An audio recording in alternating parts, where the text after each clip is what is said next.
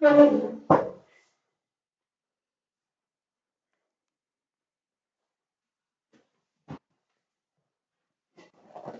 let us start hydrolysis of salt due to amphiprotic anion. Next is hydrolysis of salt due to amphiprotic anion.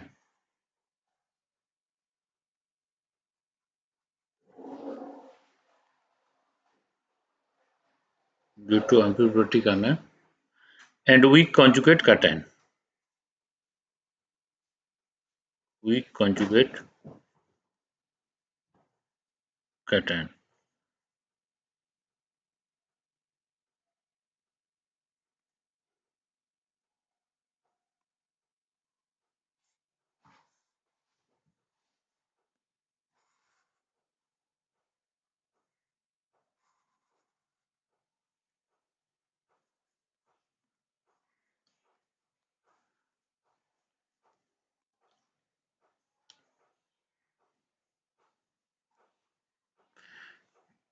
So hydrolysis of salt due to amphiprotic anion. What is amphiprotic anion?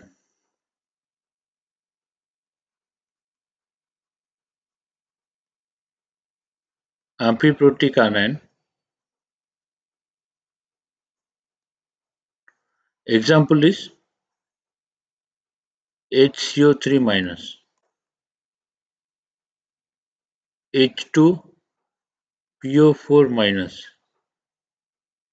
HPO4 2 minus, HS minus.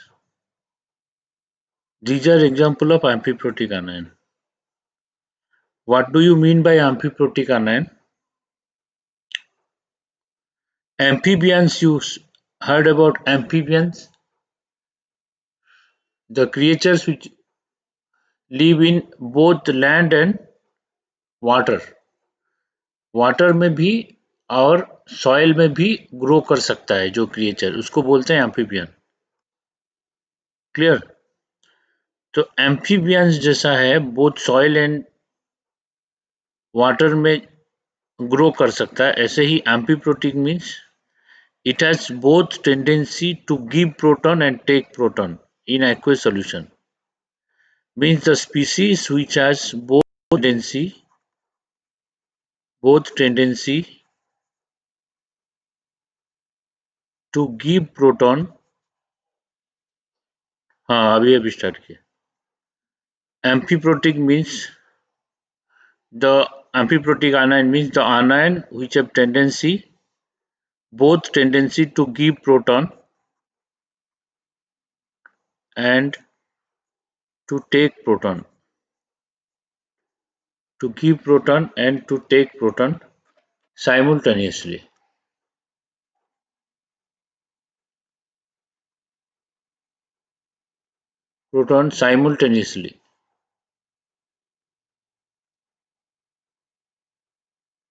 means at a time it can give proton also it can take proton that anion is known as amphiprotic anion okay that means these amphiprotic anions we can write like this Ha minus so how is it possible it can take proton also give proton yes suppose Ha minus you are taking if it is giving proton so it will give you H plus and A2 minus this is possible also if Ha minus react with water it can take H plus from water if it is taking H plus from water Ha minus becomes H2A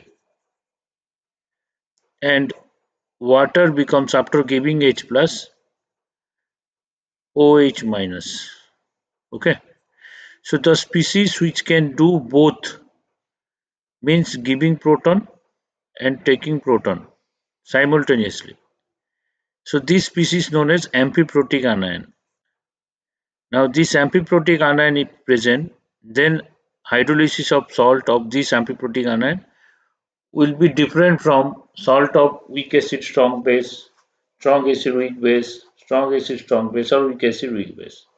So this is a different type. Okay. Now understood all of you what is amphiprotic anion?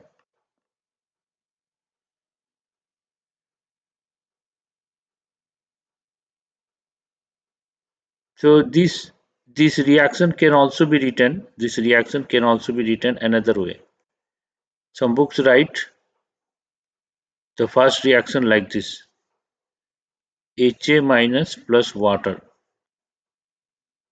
and you are getting H3O plus A2 minus. And second reaction, some books write like this: Ha minus plus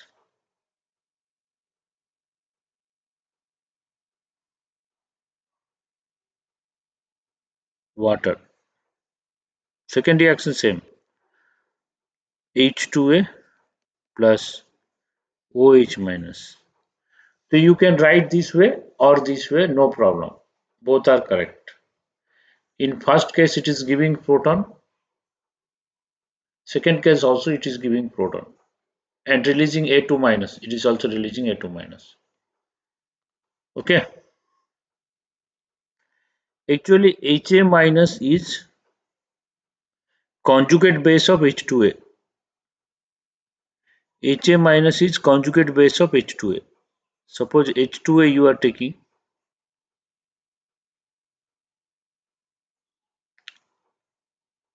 Let us take first type of representation and do the calculation of pH.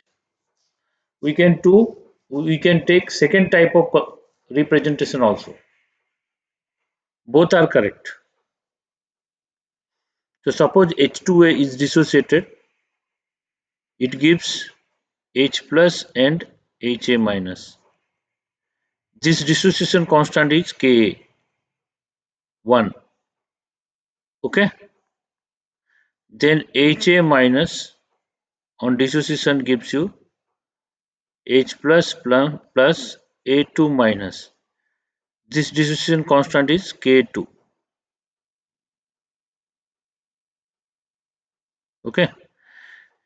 This is first step of dissociation. This is second step of dissociation. So K2, what can we write? K2 is equal to H plus into A2 minus divided by Ha minus. This is K2. Now what is K1? So K1 we can write like this: H plus into Ha minus divided by H2A. Okay. So this is K1, this is K2. That you know already. Any doubt in this? Tell me.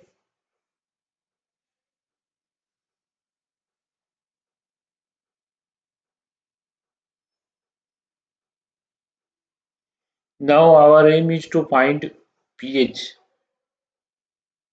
We need to find pH. Okay. Now suppose this is the two reactions. These are the reactions. Reaction number 1. Ha minus gives H plus and A2 minus. Number 2 is Ha minus plus water gives you H2A plus OH minus. Now in first step you will get Ka2. ये first reaction जो है वो देखो इसका K2 का बराबर है, same as K2. Okay. तो फर्स्ट रिएक्शन का K2 लिख सकते हैं हम लोग H plus into A2 minus divided by Ha minus. Okay, this is K2. Second reaction जो है उसको हम लिख सकते हैं KH, हाइड्रोलिसिस कांस्टेंट KH. देखो ये वाटर से रिएक्ट कर रहा है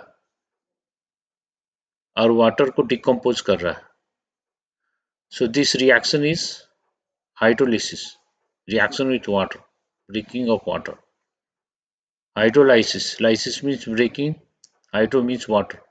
So breaking of water, it is breaking water and changing to OH minus and taking H plus, HA minus taking H plus. So HA minus when taking H plus becomes H2A and OH minus. So this is hydrolysis constant. तो hydrolysis constant क्या होगा? H2A into OH minus divided by HA minus. तो H2A into OH minus divided by HA minus, ये हो गया KH hydrolysis constant. Now this is KH, so this KH is equal to, we can write H2A into OH minus divided by HA minus. H2A into OH minus divided by HA minus. This is the case. Now what can we do? We can multiply H plus and divide H plus. Okay. So if you multiply H plus, divide H plus, there is no harm. So multiplying H plus, so this becomes H plus into OH minus. So you see this is H plus into OH minus. So this value is your Kw divided by H plus OH minus by H2A. H plus OH HA minus by H2A is Ka1. But this is 1 by K1. You see this value, this remaining value is what? 1 by K1. Yes or no? Tell me.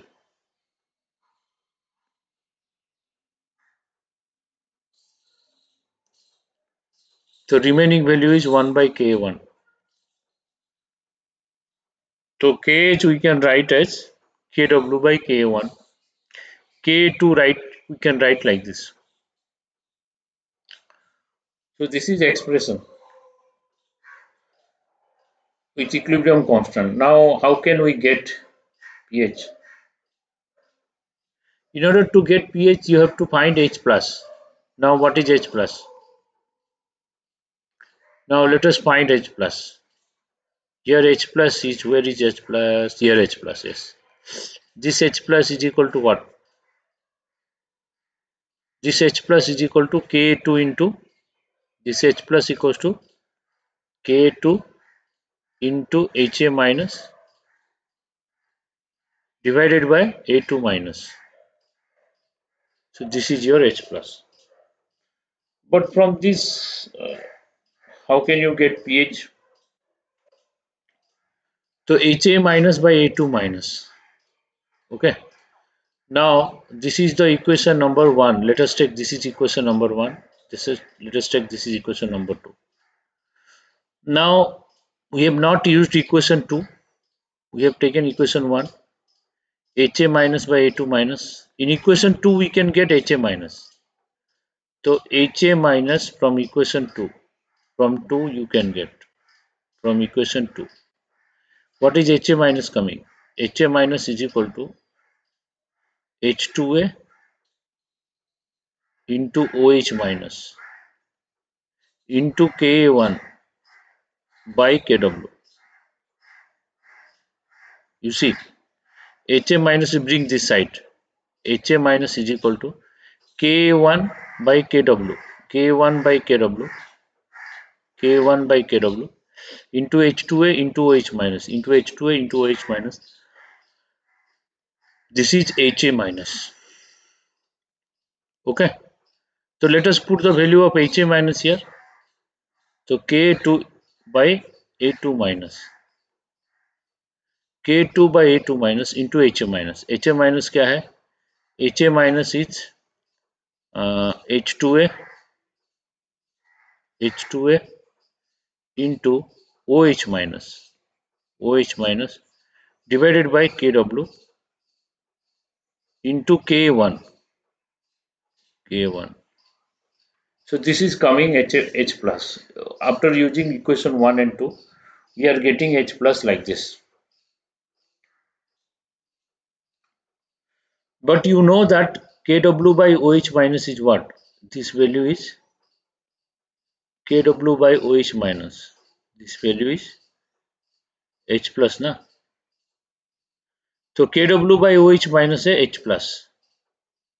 So if this value is H plus, this is your H plus.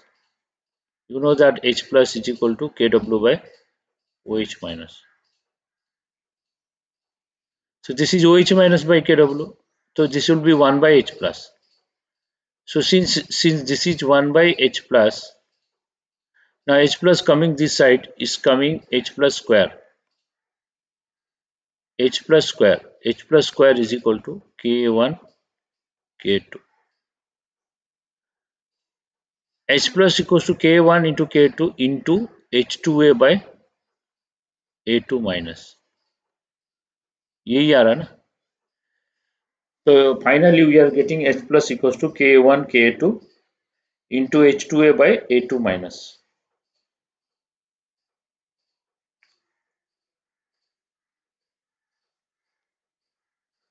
So have you noted till this? Understood? Any doubt is there? From this part any doubt is there? Tell me. किसी का कोई doubt है तो बोलो.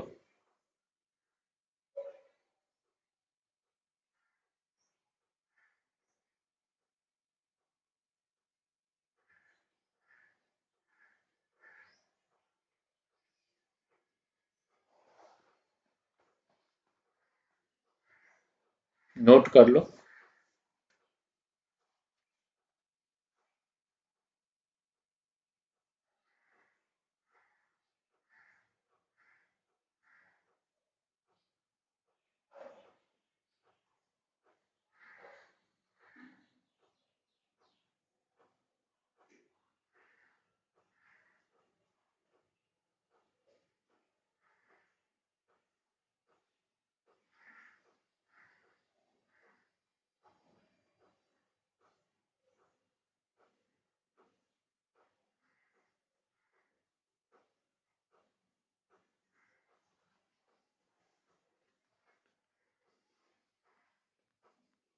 So I am going to next page.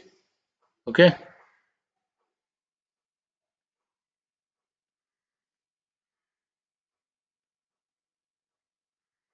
तो H plus क्या आ रहा है लास्ट में? H plus square is equal to K1 K2 into H2A by A2 minus or A2 minus by H2A? H2A by A2 minus. Okay. So H2A divided by H2A divided by A2 minus. ये आ रहा. तो ये आ रहा. लेकिन हम लोग assume कर सकते हैं. We can assume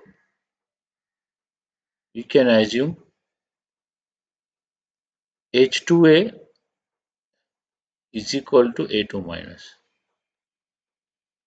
Okay. So if you assume H2A equals to A2 minus, you can write H plus square is equal to K1 into K2. This you can assume. H plus square is equal to K1 into K2. So H plus is equal to square root of K1 into K2. So H plus equals to square root of K1 into K2. So pH you can get, pH is equal to minus log of H plus. So minus log of H plus means minus log of, instead of H plus, K1 K2. So this will come minus half log K1 minus half log K2. So minus log K1 is what? Minus log K1 is pK1. Minus log K2 is pK2. So that means this is pH is equal to half into pK1 plus pK2 by 2. Okay, clear? So whatever formula is there, you can remember this formula. So pH of amphiprotic ion is half pK1 plus pK2 by 2. Okay. Now suppose you are taking HCO3 minus. Okay. So HCO3 minus can come from H2CO3, and HCO3 minus after giving proton gives you CO3 2 minus. So this is amphiprotic species. We are discussing about pH of this. This is your amphiprotic species. Now in this amphiprotic species, suppose it gives proton, gives you CO3 2 minus. If it takes proton, it gives you H2CO3.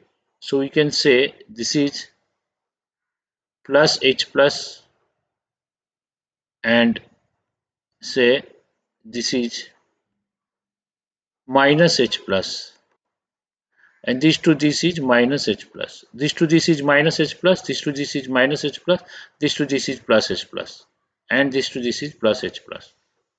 So this is your amphiprotic species. Now this step is your K1, this is your K1, this step is your K2.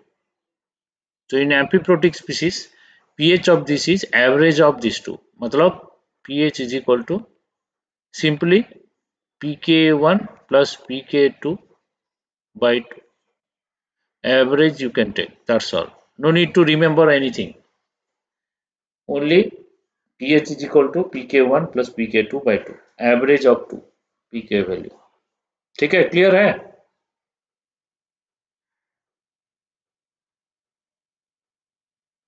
Now question arises, why we will assume these two?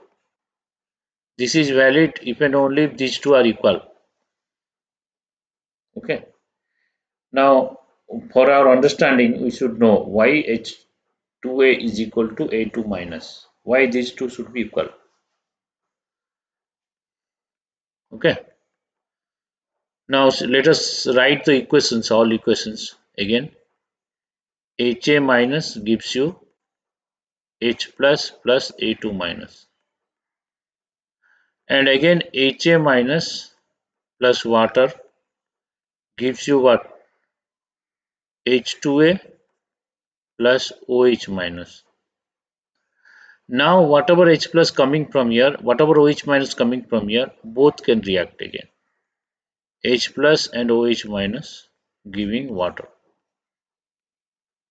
Just like hydrolysis of salt of weak acid and weak base. Two hydrolysis were there. When two hydrolysis were there, third reaction was H plus OH minus giving water. Okay. So this is first reaction, this is second reaction, and this is your third reaction. And if you add all the reactions, what is coming? If you add all the reactions, is coming HA minus plus HA minus. Water cancelled, H plus cancelled, OH minus cancelled. It is giving H2A plus A2 minus. And this alpha, okay. So we studied in hydrolysis of weak acid and weak base. Initially, the degree of reactions, degree of ionization of first and second reaction will be different. Initially, the degree of ionization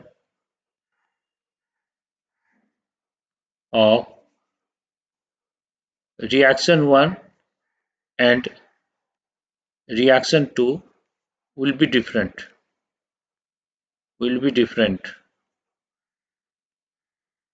But due to third reaction,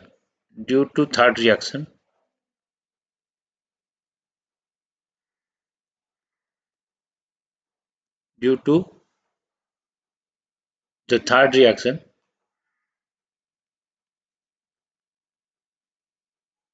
Reaction means reaction I am writing. Due to third reaction, we can assume alpha 1 is nearly equal to alpha 2. Because third reaction is irreversible. Since third reaction is irreversible, there is no wrong in assuming both alpha will be equal. Okay. So similar type of consideration we have done in hydrolysis of salt of weak acid and weak base. We also assumed both alpha same. In weak acid and weak base hydrolysis, if you remember, we assumed both alpha to be same. Here both alpha to be same. If both alpha same, so initially this was C, and this was 0 and this was 0. But if both alpha same, so we can write this reaction like this. H2A and A2 minus coming. If both alpha same, so C was there, so C minus C alpha. So C minus C alpha, this you can take C alpha, this you can take C alpha. If both are C alpha, so we can write both are C alpha means both are same. Initially C both are C, both concentration were equal, and after dissociation C alpha coming because both alpha are same. These two both alpha are same. Both alpha same, and that alpha we can take as alpha. So now we will get alpha for both reactions same means both will be same. If both are same, so we can assume this same means you can cut H2A by A2 minus equals to 1. So we can get this equation. This is for your understanding only. So final formula is this one only. This formula if you remember, that's all. pH is half into pK1 plus pK2 by 2. So this is your pH. Okay, is it clear?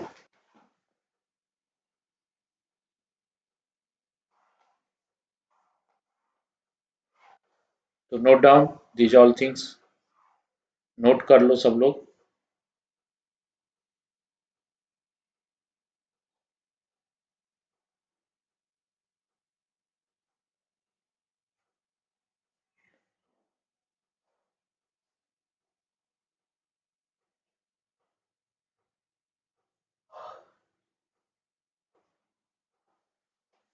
Everybody noted?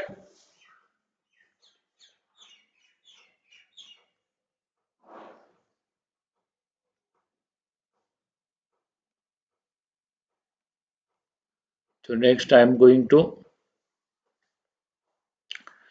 some cases of. Now question is there, find pH of 0.1 molar NaCl, NaHHS, NaHS, and K1 of H2S is 10 to the power minus 7, K2 of H2S is 10 to the power minus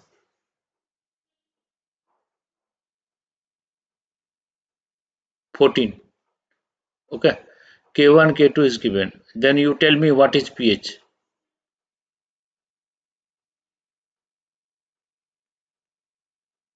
Find pH of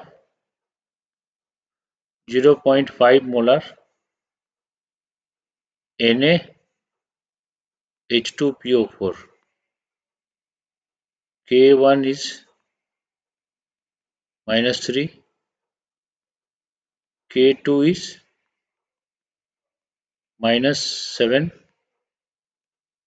K3 is 10 minus 13. Okay. Question number 3. Find pH of 0.5 molar Na2HPO4. Same value K1 is K1, K2, K3 are same.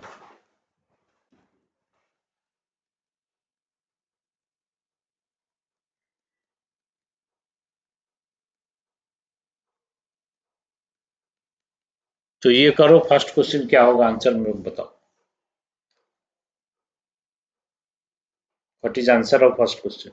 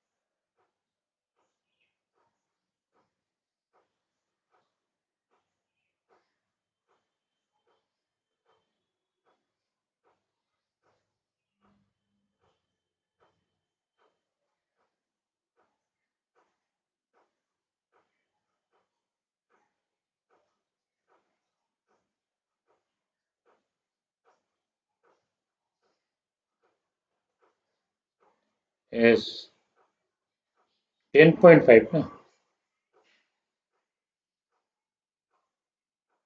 हम्म। तो first one, H2S K1 given, K2 given.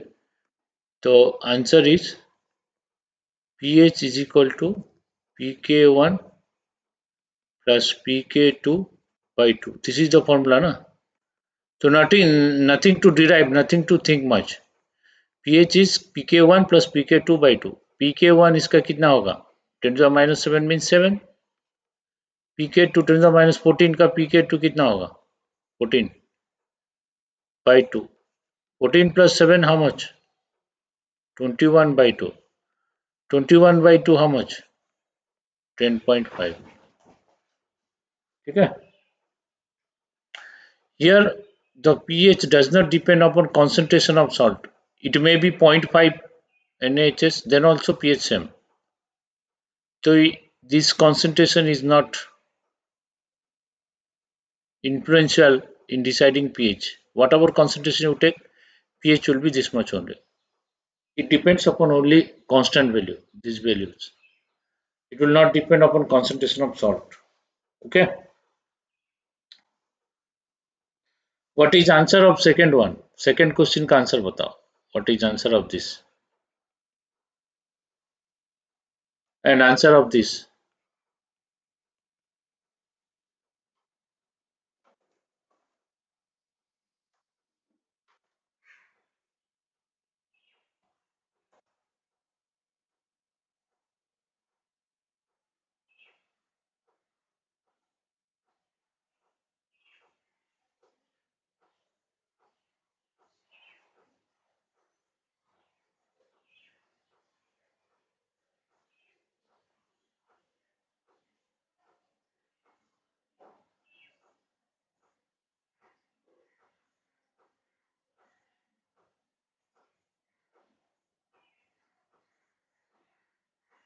No, no, no.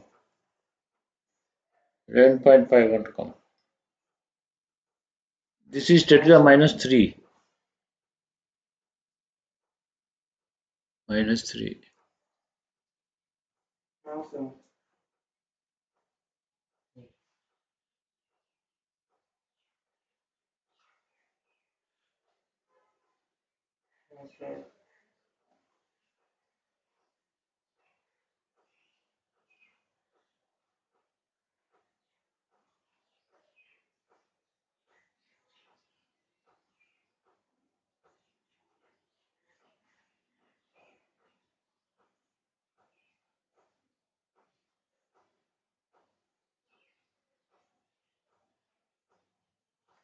See, second question you can do like this. H2PO4 minus. This salt is what? H2PO4 minus. When it gives proton, when it gives proton, it will give you HPO4 2 minus. When it takes proton, it will be giving you H3PO4. Is not it? Tell me. Say yes or no. You are given this one. If it gives proton, if it gives out proton, ये अगर proton छोड़ेगा तो बनाएगा HPO4 2-।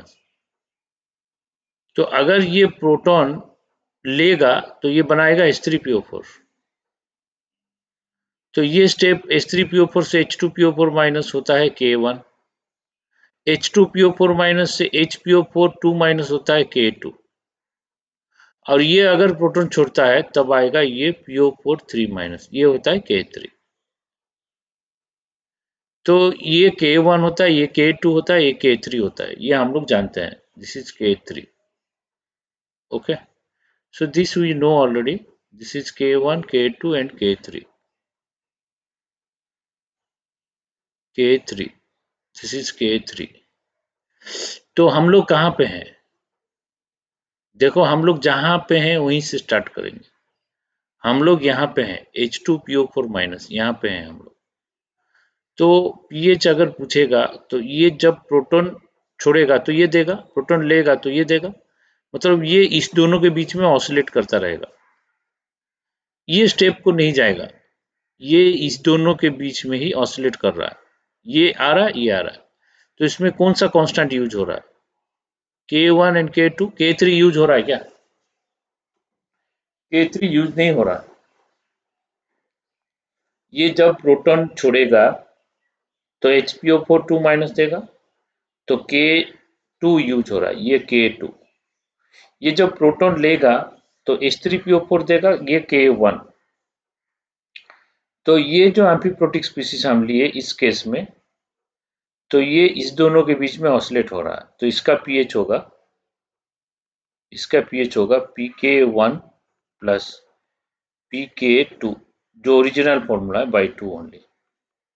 ऐसा नहीं कि 3 पीके दे दिया, कुछ स्टूडेंट क्या करेंगे सर 3 दे दिया ना, तीनों का एवरेज ले लेंगे, पहले भी एवरेज तो लिए, तो ये मैथ नहीं है जो तीनों का एवरेज ले लेंगे हो जाएगा, नहीं। इसमें क्या करना है, ये एम्फीप्रोटिक है, तो ये जब प्रोटॉन छोड़ेगा तो HPO4 2- देगा, अगर ये प्रोटॉन लेगा तो H3PO4 देगा।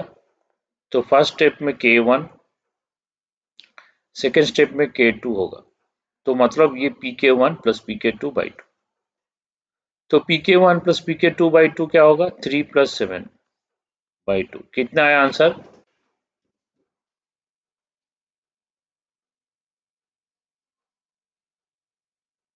इसका आंसर आया 5।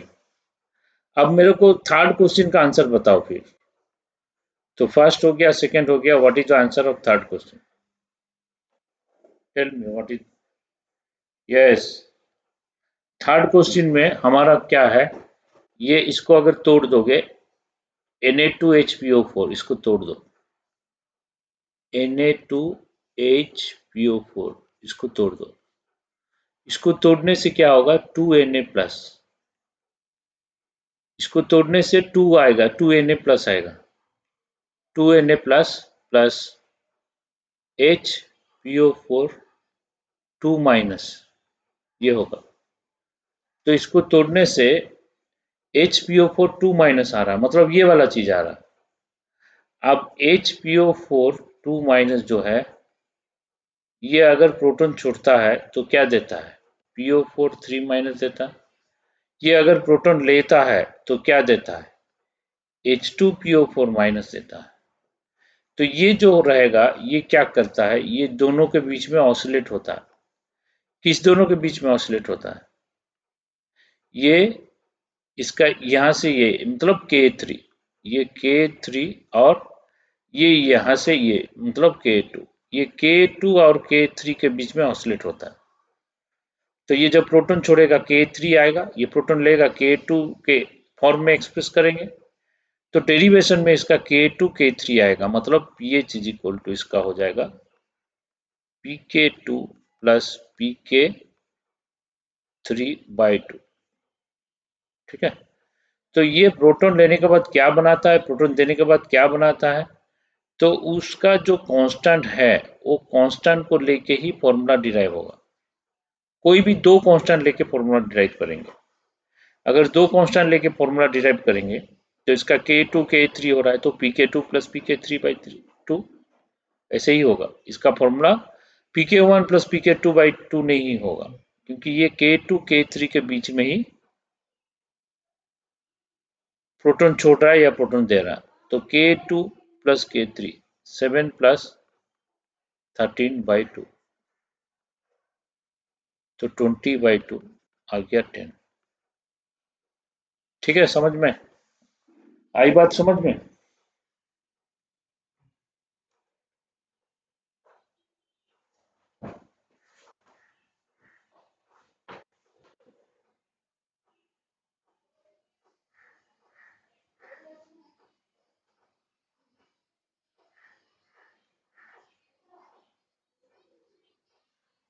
नोट कर लिए सब लोग?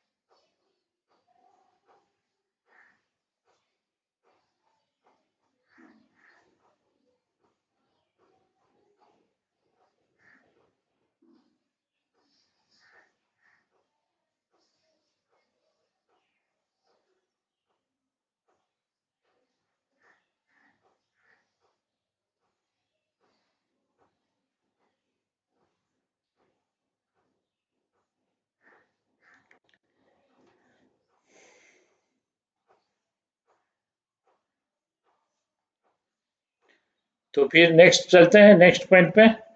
ये कंप्लीट हो गया? Have you completed?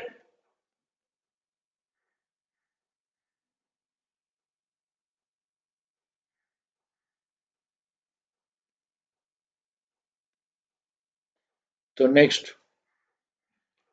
ये जो मैं बोलने जा रहा हूँ सिलेबस में नहीं है, तो मैं खाली फॉर्मूला बोल के छोड़ दूंगा। तो उसके बाद नेक्स्ट है calculation of pH of amphiprotic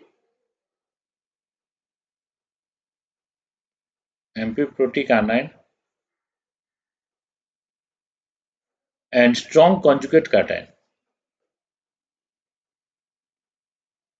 strong conjugate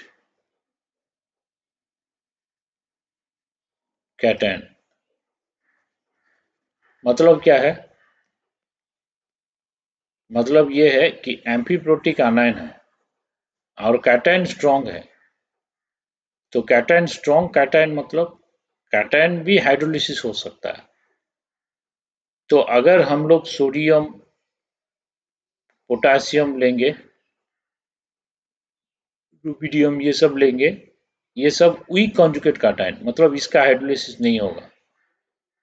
ये सब वीक कॉन्जुगेट कैटायन, इसका हाइड्रोलिसिस नहीं होगा, ये वाटर से रिएक्ट नहीं करेंगे क्योंकि ये वीक है। क्योंकि स्ट्रॉन्ग बेस का कॉन्जुगेट आयन वीक होता है। तो लास्ट क्लास में पढ़े थे हम लोग, स्ट्रॉन्ग बेस का कॉन्जुगेट आयन वीक होता है, लास्ट टू लास्ट क्लास। तो अगर वीक बेस का कॉन्जुगेट आयन लेंगे, मतलब एमोनियम आयन लेंगे, एमोनियम, तो ये होगा स्ट्रॉन्ग कॉन्जुगेट आयन, एल्यूमिनियम 3+। तो aluminium 3+, ammonium plus, strong conjugate cation. Silicon 4+, सबका 3-3 एग्जाम्पल दे रहा हूँ। सिलिकॉन 4+, ये स्ट्रॉन्ग कॉन्जुगेट कैटायन। तो ये स्ट्रॉन्ग कॉन्जुगेट कैटायन मतलब ये वाटर के साथ रिएक्ट करेगा, can cause hydrolysis. These type of cation can cause hydrolysis, ये हाइड्रोलिसिस कराएगा। लेकिन ये सब कैटायन रहेगा तो हाइड्रोलिसिस नहीं कराएगा। तो इस केस में क्या होगा, एम्फीप्रोटिक आनायन भी हाइड्रोलिसिस करेगा, स्ट्रॉन्ग कॉन्जुगेट कैटायन भी हाइड्रोलिसिस करेगा। तो इसमें बहुत सारा रिएक्शन हो जाएगा। तो इस कैटेगरी का एक सॉल्ट ले लेते हैं। What is the example of this salt? Example है इसका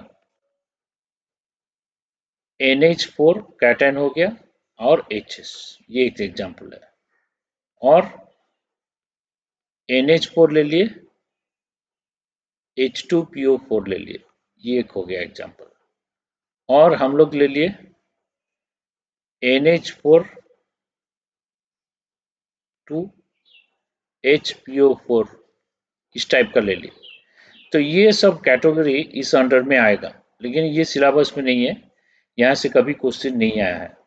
लेकिन फिर भी इस टाइप का होने से कैसे रिएक्शन होगा और कैसे पीपीएच क्या होगा वो हम लोग डिस्कस कर लेते हैं briefly.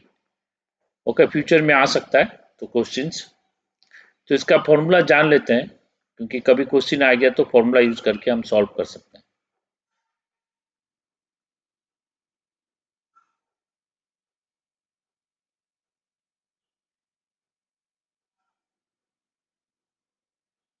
Kinetic theory of gas तो सिलेबस में जितना था सब तो करा गया, जो जो पढ़ाया गया सब सिलेबस में है। एनसीईआरटी बुक देख लो। विस्कोसिटी जो है ना, विस्कोसिटी, विस्कोसिटी सिलेबस में नहीं है, वो फिजिक्स में है। केमिस्ट्री सिलेबस में नहीं है, विस्कोसिटी फिजिक्स में है। ओके, वो आईआईटी का सिलेबस अलग होता है और जेई मेंस का अलग होता है, वो सिलेबस में नहीं है। जो जो सिलेबस में है वो हम लोग पढ़ाएंगे, कवर करेंगे। तो इसके बाद नेक्स्ट देखो, तो ये जब ऐसे होगा तो इसका रिएक्शन क्या होगा। Okay, right. तो देखते हैं इसका रिएक्शन क्या होगा, ये अगर ऐसे होगा तो। क्लियर। तो देखो,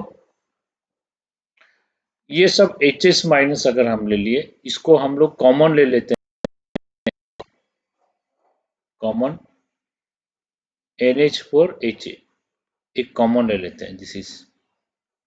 तो इसका रिएक्शन क्या होगा, HA एम्फीप्रोटिक HA माइनस करते हैं, इसको तोड़ेंगे तो क्या आएगा, NH4 प्लस आएगा और HA माइनस आएगा। तो HA माइनस जो है, HA माइनस एम्फीप्रोटिक स्पीसीज है। तो HA माइनस एम्फीप्रोटिक स्पीसीज होने से ये क्या करेगा, ये प्रोटॉन छोड़ेगा, H plus plus A2 minus देगा, ये प्रोटॉन छोड़ेगा और प्रोटॉन लेगा भी, क्योंकि एम्फीप्रोटिक एम्फीबियन है ना, ये वाटर से प्रोटॉन लेगा, ये वाटर से प्रोटॉन लेगा तो क्या करेगा, H2A प्लस OH माइनस होगा। ठीक है, तो प्रोटॉन छोड़ा, प्रोटॉन लिया, दो रिएक्शन करेगा। उसके बाद एमोनियम भी हाइड्रोलिसिस कर सकता है, तो एमोनियम हाइड्रोलिसिस करेगा। एमोनियम जब हाइड्रोलिसिस करेगा तो क्या होगा, तो एमोनियम हाइड्रोक्साइड देगा, एमोनियम यहाँ से OH ले लेगा और यहाँ से H प्लस निकल जाएगा, तो ये भी रिएक्ट करेगा। तो ये रिएक्ट करेगा तो इसका स्टेप क्या होगा, Ka2 होगा, क्योंकि H2A का सेकंड स्टेप है ये। तो Ka2 क्या होगा, H plus into A2 minus divided by HA minus, ये होगा K2। और ये जो होगा रिएक्शन, ये होगा हाइड्रोलिसिस कांस्टेंट। ये हाइड्रोलिसिस कांस्टेंट क्या होगा, H2A into OH minus divided by HA minus. अब ये एक्सेस ऑफ वाटर में होता है ना, तो इसीलिए वाटर को हम लोग कंसीडर नहीं करते, तो H2A into OH minus by HA minus लेंगे, वाटर को कंसीडर नहीं करेंगे। ये KH हो गया। तो KH को क्या कर सकते हैं हम, H plus into H plus कर सकते हैं, H plus multiply H plus divide कर सकते हैं, तो क्या आएगा, KW बाय K1 आएगा, क्योंकि पिछला डेरिवेशन में हम किए HA minus into H plus by H2 है, K1 होता है, 1 बाई K1 होता है, तो 1 बाई K1 होगा, KW बाई K1 होगा, ये हो गया KH। तो ये KH हो गया। अब इसका हाइड्रोलिसिस होगा, ये KH ऑफ हाइड्रोलिसिस ऑफ आनायन हो रहा, हाइड्रोलिसिस ऑफ इसका कैटायन हो रहा, तो इसका अलग से हाइड्रोलिसिस होगा। तो अलग से हाइड्रोलिसिस होगा तो इसको क्या बोलेंगे, hydrolysis of cation, conjugate cation. ये हाइड्रोलिसिस ऑफ आनायन, KHA लिख दो, KHC लिख दो। ओके, तो इसका KHC क्या होगा, NH4OH into H plus divided by NH4 plus. यहाँ पे भी वाटर हम नहीं लिए क्योंकि वाटर एक्सेस है, तो एक्सेस रहने से नहीं लेते हैं, सॉलिड प्योर लिक्विड रहने से हम इसको नहीं लेते हैं। तो यहाँ पे भी ऐसे ही करो, OH माइनस मल्टीप्लाई और OH माइनस डिवाइड करो। तो OH minus multiply OH minus divide करने से क्या होगा, H plus into OH minus कितना होगा, H plus into OH minus होगा KW, और ये जो है ये होगा KB। ठीक है, तो इसमें जो जो कांस्टेंट यूज हो रहा है K1, K2, KW और KP, ये सब यूज हो रहा है। अब इसको हम H प्लस निकाल के डिराइव करेंगे तो फाइनल आंसर क्या आएगा, फाइनल आंसर H प्लस निकाल के डिराइव करेंगे तो फाइनल आंसर ऐसे आएगा, H plus is equal to K1 into KW bye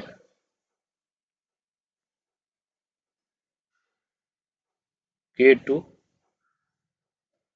minus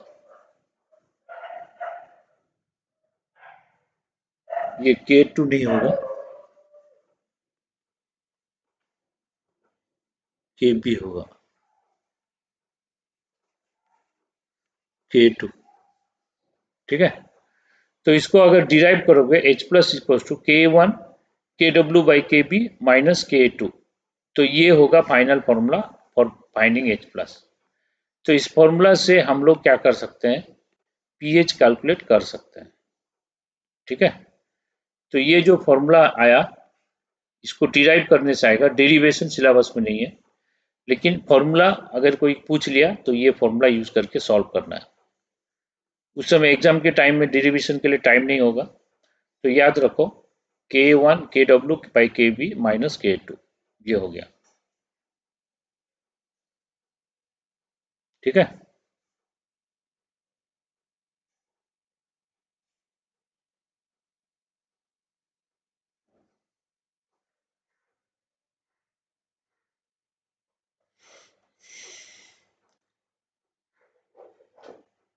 तो K1 bracket KW by KB minus K2 bracket square root, तो इससे H प्लस आएगा, इससे H प्लस आने से इससे पीएच हम लोग कैलकुलेट कर सकते हैं। पीएच का फॉर्मूला याद नहीं रखना है, H प्लस याद रखो, तो H प्लस आ गया, माई नेगेटिव लॉगरिथम कर दो तो पीएच आ जाएगा। क्लियर है,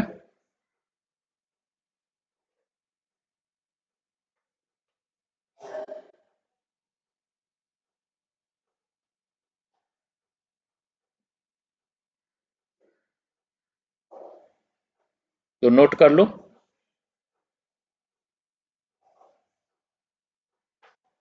K2 K1 KB KW इसके टर्म में आएगा, तो K1 K2 KB KW इस टर्म में आएगा।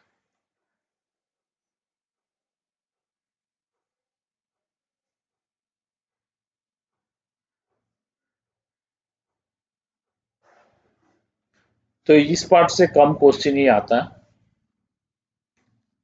प्रीवियसली जो मैंने बताया उससे ज्यादा क्वेश्चन आता है, वो भी जेई एडवांस में आता है, जेई मेंस में नहीं आता है। ठीक है, तो जो जो फॉर्मूला है उसको ठीक से रिवाइज कर लो, और मैं नोट्स क्यूमुलेटिव भेज रहा हूँ, इसका भी स्क्रीनशॉट में सेव कर लूंगा, इसका नोट्स भी भेज देंगे तो उसको भी रख सकते हो फाइनली, और स्टडी पैकेज से भी थ्योरी पढ़ सकते हो, एनसीईआरटी बुक से पढ़ लो तो थ्योरी हो जाएगा, न्यूमेरिकल्स तो करना है, स्टडी पैकेज से करना है, और जो जो क्वेश्चन मैं भेजूंगा वहां से भी करना है। तो इस चैप्टर का क्वेश्चन आज कल से मैं बना लूंगा, जो एक्स्ट्रा क्वेश्चन करना है वो कर लो। पहले स्टडी पैकेज कंप्लीट करो। पिक्ची का जो भी बुकलेट दिया है ना, उसका पीछे जो जो क्वेश्चंस है, solve unsolve questions, objective subjective questions, वो सब कंप्लीट कर लो। उतना करने से ठीक है, हो जाएगा। ओके। और एडवांस क्वेश्चंस मैं असाइनमेंट के फॉर्म में दूंगा, वो ऑफिशियल ग्रुप में भेज दूंगा, वो भी करना है। क्लियर है?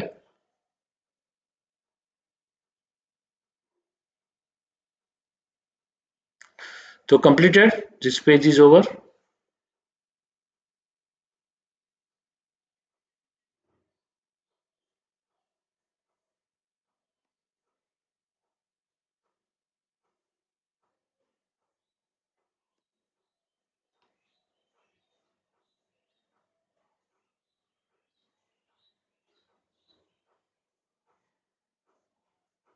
जेई मेंस एडवांस में थ्योरी से कोई क्वेश्चन नहीं आता है।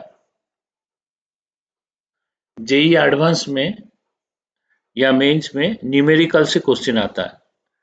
तो अगर थ्योरी समझ में आए तभी तो फॉर्मूला हम सकते हैं। ठीक है, फॉर्मूला न्यूमेरिकल ही क्वेश्चन आता है। तो वो सब फिफ्टी का पैकेज में होगा, जो जो क्वेश्चन न्यूमेरिकल होगा वो सब बनाना है। और थ्योरी से स्कूल का एग्जाम में क्वेश्चन आएगा, स्कूल में बोलेगा डिराइव है formula for calculation of pH of amphiprotic anion and strong conjugate cation. ये तो नहीं है सिलेबस में, तो नहीं आएगा, लास्ट वाला आएगा, तो इसको डिराइव करना है। ठीक है,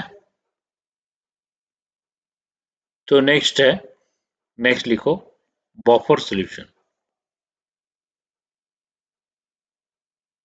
बफर सॉल्यूशन ये एक इम्पोर्टेंट पार्ट है, ये एनसीईआरटी बुक में दिया है अच्छे से। यहाँ से क्वेश्चन आता है, बोर्ड में भी आता है, जेई मेंस में, जेई एडवांस में, सब जगह आता है क्वेश्चन। तो ये हम लोग पढ़ते हैं बफर सॉल्यूशन। बफर सॉल्यूशन है क्या? The solution which maintains pH at an approximate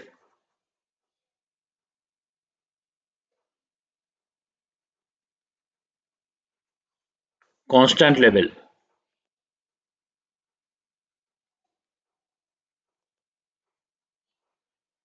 due to addition of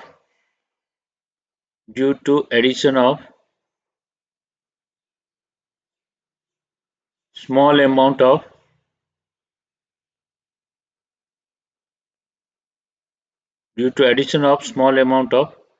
acid or base to it. Okay, मतलब जो सॉल्यूशन में पीएच कांस्टेंट रहेगा, अप्रोक्सीमेटली कांस्टेंट रहेगा, ज्यादा चेंजेस नहीं होगा, उस सॉल्यूशन को बोलेंगे buffer solution. Is it clear? तो ऑर्डिनरी सॉल्यूशन और बफर सॉल्यूशन में डिफरेंस क्या है? सपोज हमारा ऑर्डिनरी सॉल्यूशन है, ऑर्डिनरी सॉल्यूशन एसिड बेस और सॉल्ट कोई भी ले ले, और बफर सॉल्यूशन। ठीक है, हम दोनों में ही हम क्या किए, 10⁻⁻² मोल एसिड ऐड किए, तो इसका पीएच हो गया चेंज, इसका पीएच चेंज हो गया, मान लो 5, ये से 5 चेंज हो रहा। लेकिन बफर सॉल्यूशन में पीएच कितना चेंज होगा, same amount of H plus add करो, तो ये जो पीएच चेंज हो रहा है, चेंज इन पीएच लिखेंगे, चेंज इन पीएच, इसका चेंज इन पीएच 0.001, बहुत नेग्लिजिबली स्मॉल, नेग्लिजिबली स्मॉल ऐसे होगा, इस रेंज में होगा। ठीक है, इसका पीएच चेंज होगा 5, इसका पीएच चेंज हो गया 0.001, ये नेग्लिजिबली स्मॉल चेंज हुआ, ये चेंज हुआ 5। ये 0.001 हुआ। क्लियर है? तो इसका चेंज बहुत ज्यादा हो रहा है, इसका चेंज नेग्लिजिबली स्मॉल हो रहा है, तो उस टाइप का सॉल्यूशन को बफर बोलेंगे। या ये हो सकता है, ये चेंजेस जो होगा 0.1, 0.01, 0.05 इस रेंज में चेंज होगा। इसका चेंज होगा 2, 3, 4, 3.7 इस रेंज में चेंज होगा। ये ज़्यादा चेंज होगा। ऑर्डिनरी सॉल्यूशन में पीएच चेंज ज़्यादा होता है, बफर सॉल्यूशन में पीएच चेंज नेग्लिजिबली स्मॉल होता है, ना के बराबर है, चेंज नहीं हुआ, अप्रोक्सीमेटली कांस्टेंट लेवल मेंटेन कर रहा है, तो उस टाइप का सॉल्यूशन को बफर बोलेंगे। Is this clear?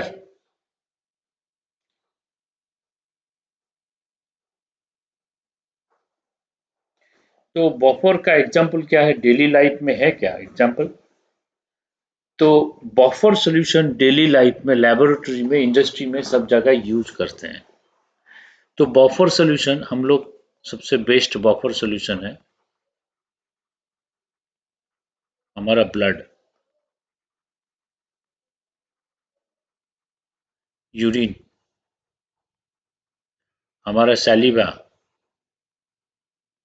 तो बहुत सारा fluid, many fluids in our body are buffer. Okay, many fluids जिसमें बायोकेमिकल रिएक्शन होता है, हमारा बॉडी में फूड डाइजेशन होता है, एनर्जी प्रोड्यूस होता है, ठीक है, हमारा ग्रोथ होता है, प्रोटीन हमें चाहिए ग्रोथ के लिए, बॉडी का ग्रोथ के लिए प्रोटीन चाहिए।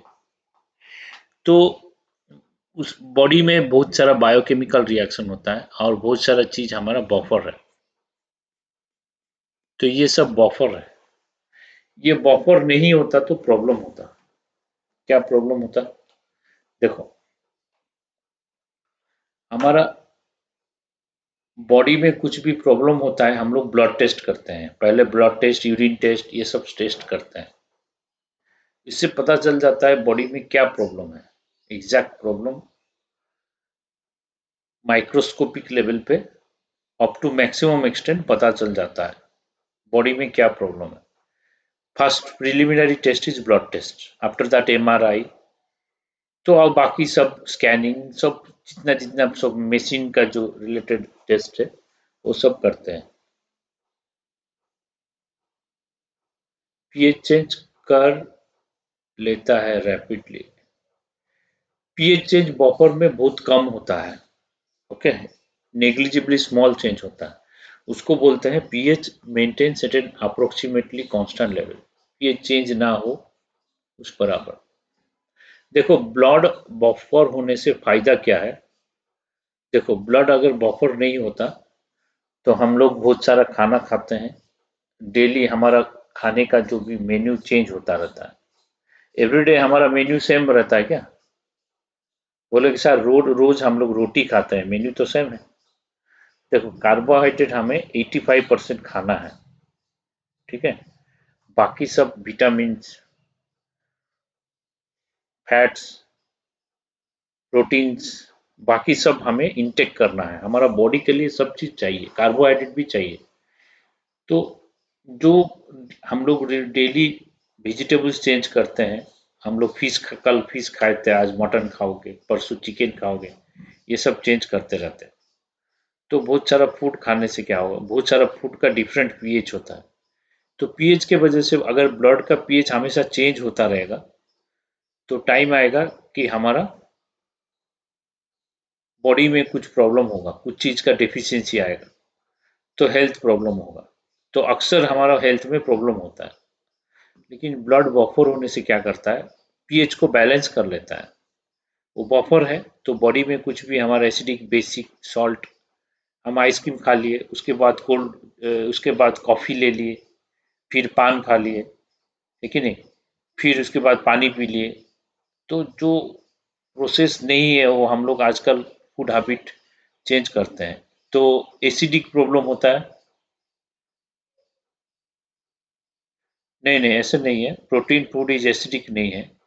देखो, एसिडिक फूड जो है, अब ऑक्जेलिक एसिड, ये जो सिट्रस फूड है आर एसिडिक, बेसिक फूड जैसे जैसे देखो,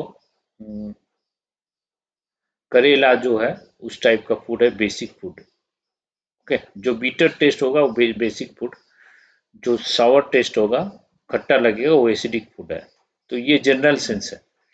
तो डिफरेंट टाइप ऑफ फूड है, कुछ फूड न्यूट्रल भी होता है। ओके, तो डिफरेंट फूड है, तो फूड की वजह से ब्लड में बफर रहेगा, तो उसका पीएच ज़्यादा चेंज नहीं होगा। पीएच चेंज नहीं होगा तो हमें प्रॉब्लम नहीं होगा, हेल्थ प्रॉब्लम कभी कभी होता है हमें, कुछ 3 मंथ में हुआ। तो किसी को पूछो कि फीवर कब हुआ था, नहीं मेरा 2 साल पहले हुआ था, अभी तक कुछ नहीं हुआ। कोई बोलेगा 2 महीने पहले सीजन चेंज हुआ तो मेरे थोड़ा बुखार आया, 2-3 दिन में ठीक हो गया। ठीक है, तो ऐसे ज़्यादा प्रॉब्लम नहीं होता है। अगर ब्लड बफर नहीं होता तो रोज कुछ ना कुछ हेल्थ में प्रॉब्लम आता। ओके, तो अगर ब्लड में हमारा कुछ चीज़ कमी हो गया, परमानेंटली कम हो गया, हेमोग्लोबिन कम हो गया, तो हमारा प्रॉब्लम बॉडी में रहेगा, वो ज़्यादा दिन तक रहेगा, तो डेंजरस है। ठीक है, तो इसीलिए हम लोग ब्लड टेस्ट इस करते हैं ताकि प्रॉब्लम क्या है पता चल जाए, और प्रॉब्लम सॉल्व हुआ कि नहीं हुआ फिर से ब्लड टेस्ट करते हैं। ठीक है, तो हम डॉक्टर के पास जाते हैं, डॉक्टर क्या बोलता है कि ब्लड टेस्ट कर लो, यूरिन टेस्ट कर लो, सब टेस्ट करने के लिए दे देता है, पैसा बहुत खर्चा हो जाता है। फिर भी हम लोग करते हैं, डर लगता है शायद कुछ एक्यूट प्रॉब्लम हो जाए, तो ट्रीटमेंट अभी नहीं होगा तो बाद में प्रॉब्लम होगा, तो हम लोग टेस्ट करते हैं, फिर मेडिसिन खाते हैं, फिर से टेस्ट करते हैं, फिर सोचते हैं कि प्रॉब्लम सॉल्व हुआ कि नहीं, देखते हैं, टेस्ट करते हैं। टेस्ट के रिपोर्ट अगर नेगेटिव आता है तो दुखी हो जाते हैं, इतना पैसा खर्चा हो गया हमारा। नहीं, लेकिन खुश भी होना चाहिए कि टेस्ट नेगेटिव आया, मेरा बॉडी में कुछ प्रॉब्लम नहीं है, that you should be happy. तो मेरा एक दोस्त बोलता है डॉक्टर बदमाश है, मेरे को दे दिया खर्चा, बहुत ज़्यादा खर्चा कर दिया, मेरा टेस्ट में 8,000 खर्चा हो गया। ठीक है, कुछ भी नहीं निकला, जानबूझ के उसका टाई अप है, जो भी टेस्ट सेंटर है ना, उसके साथ उसको कमीशन मिलता है।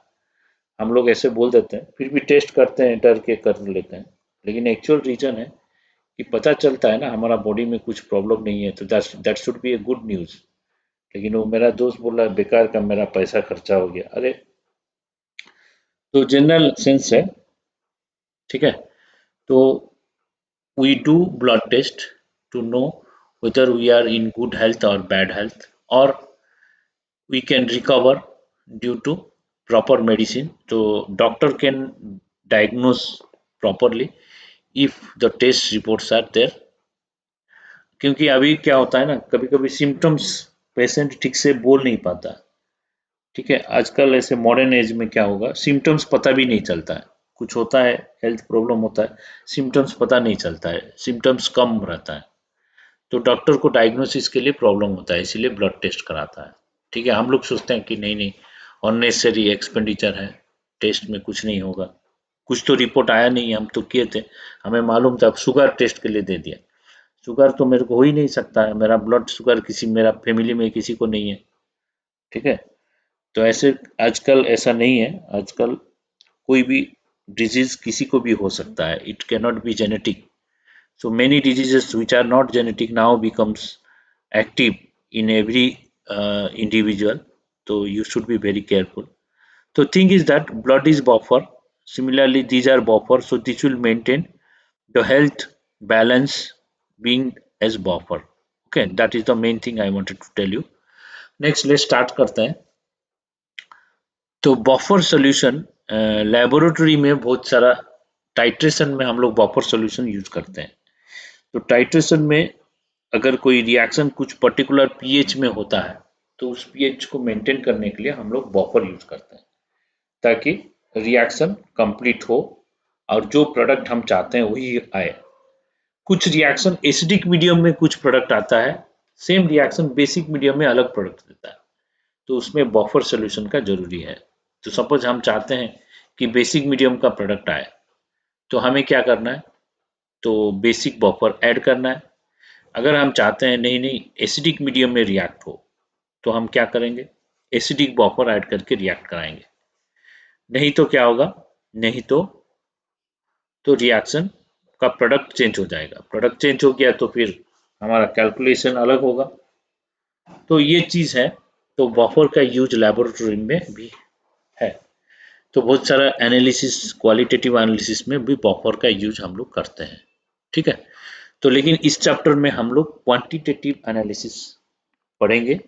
तो अगर बफर यूज किए, पीएच कितना चेंज हुआ, पीएच इतना चेंज के लिए कितना अमाउंट ऑफ सॉल्ट ऐड करना है, कितना अमाउंट ऑफ एसिड ऐड करना है, ये बफर प्रिपेयर करना है ये पर्टिकुलर पीएच में। ठीक है, कौन सा बफर सॉल्यूशन बेस्ट होगा, उसके लिए उसका थ्योरी पढ़ना है और उसका फॉर्मूला यूज करना है इस चैप्टर में। और बाकी बायोलॉजी में पढ़ोगे और बाकी हायर क्लास में पढ़ोगे बफर सॉल्यूशन का यूज कैसे करना है। ठीक है, तो buffer solution basically three types हमारा बफर सॉल्यूशन होगा। एक होगा एसिडिक बफर,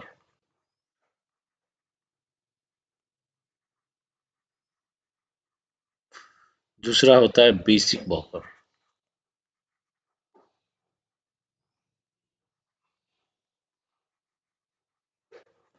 तीसरा होता है सॉल्ट बफर।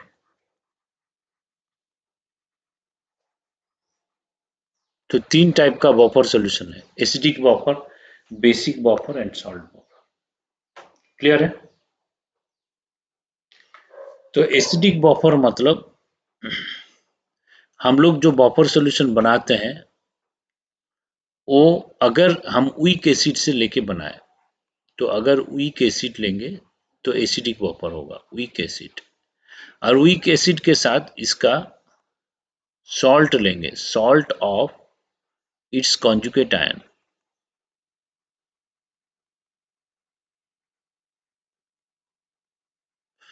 तो एसिडिक बफर जो है वीक एसिड कोई रहेगा, उसके साथ एक सॉल्ट ऑफ कॉन्जुगेट आयन अगर लेंगे तो एसिडिक बफर आएगा।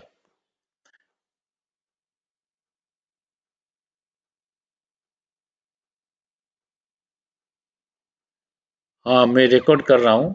अगर इसको लोड कर देंगे, आगे एक ही क्लास है तो लोड कर सकते हैं।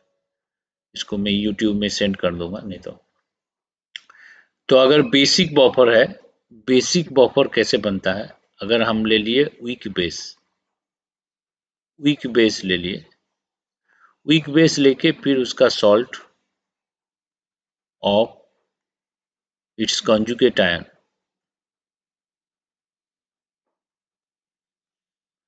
कोई वीक बेस लिए और उसका कॉन्जुगेट आयन, वीक बेस का कॉन्जुगेट आयन अगर साथ में लिए तो जो बफर बनाएगा उसको बोलते हैं बेसिक बफर। ओके, तो सॉल्ट बफर क्या होगा, सॉल्ट बफर अगर हम क्या किए, salt of weak acid and weak base, salt of weak acid weak base लिए, वो सॉल्ट बफर जैसे काम करेगा। ठीक है, तो मतलब क्या है, बफर सॉल्यूशन मतलब पीएच चेंज नेग्लिजिबली स्मॉल होगा, और एसिडिक बफर मतलब वीक एसिड से अगर बनाएंगे तो एसिडिक बफर होगा, अगर वीक बेस से बनाएंगे बेसिक बफर होगा। सॉल्ट बफर होगा अगर वीक एसिड वीक बेस का दोनों का सॉल्ट रहेगा, वो सॉल्ट बफर जैसे काम करेगा। ठीक है, अब नेक्स्ट, मैं नेक्स्ट पेज में चलता हूँ। यहाँ तक हो गया completed, all of you have written, tell मी।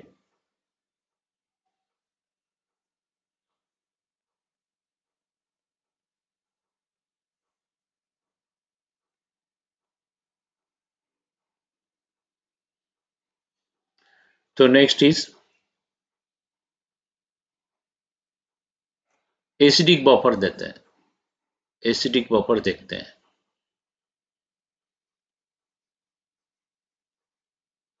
ठीक है, एसिडिक बफर मतलब इसका पीएच चेंज नेग्लिजिबली स्मॉल होना चाहिए और वीक एसिड से बन रहा है। तो एग्जाम्पल देखते हैं कि एसिडिक बफर क्या क्या एग्जाम्पल है। सपोज हम क्या किए, फॉर्मिक एसिड लिए, वीक एसिड, इसका कॉन्जुगेट आयन का सॉल्ट ले लिए HCONA, ये हो गया हमारा बफर। हम क्या कर सकते हैं, कार्बोनिक एसिड ले लिए, तो इसका सॉल्ट क्या होगा HCO3 माइनस, तो NaHCO3 माइनस कर लो, ये हो गया salt of its conjugate ion. तो weak acid salt of its conjugate ion ऐसे लेंगे तो ये हो गया बफर। हम क्या करेंगे, एसिटिक एसिड ले लेंगे, फिर इसका सॉल्ट ऑफ कॉन्जुगेट आयन क्या करेंगे, CH3CONA, ये हो गया बफर। ऐसे ऑर्थोबोरिक एसिड ले सकते हैं हम, H3BO3। अब इसका सॉल्ट ऑफ कॉन्जुगेट आयन ले लो, NaBOH4, ये सॉल्ट ऑफ इस कॉन्जुगेट आयन, ऐसे करके लेंगे तो ये हो जाएगा बफर सॉल्यूशन। ठीक है। और एक ले लो फिनॉल, फिनॉल एक ले लो, फिनॉल भी वीक एसिड होता है, फिनॉल। और इसका सॉल्ट ऑफ कॉन्जुगेट आयन ले लो, सोडियम फिनॉक्साइड ले लो, ये ले लो। तो ये सब क्या होगा, हमारा एसिडिक बफर जो वीक एसिड का रहेगा, और उसका सॉल्ट ऑफ कॉन्जुगेट आयन रहेगा, ये दोनों मिलके एसिडिक बफर। लेकिन क्वेश्चन ये है, ये बफर क्यों है, कैसे पीएच चेंज नहीं कराएगा? तो सरप्राइजिंग है, कोई भी सोल्यूशन है उसमें एसिड ऐड करने से पीएच तो चेंज होगा ही, और जितना H प्लस ऐड करेंगे, जितना H प्लस चेंज होगा उतना पीएच चेंज होना चाहिए, ये कैसे पीएच चेंज नहीं कराएगा? देखो हम लोग क्या कर रहे हैं, वीक एसिड ले रहे हैं CH3COH, तो वीक एसिड लेंगे तो ये डिसोसिएट जो होगा ये बहुत ही कम CH3CO माइनस देगा, नेग्लिजिबली स्मॉल देगा H प्लस, ये देगा। तो हम क्या किए, CH3CONA रख दिए, ये सॉल्ट है, लेकिन सॉल्ट तो कंप्लीटली आयनाइज होगा, सॉल्ट इज स्ट्रॉन्ग इलेक्ट्रोलाइट, और ये देगा CH3CO minus plus Na plus, ये देगा।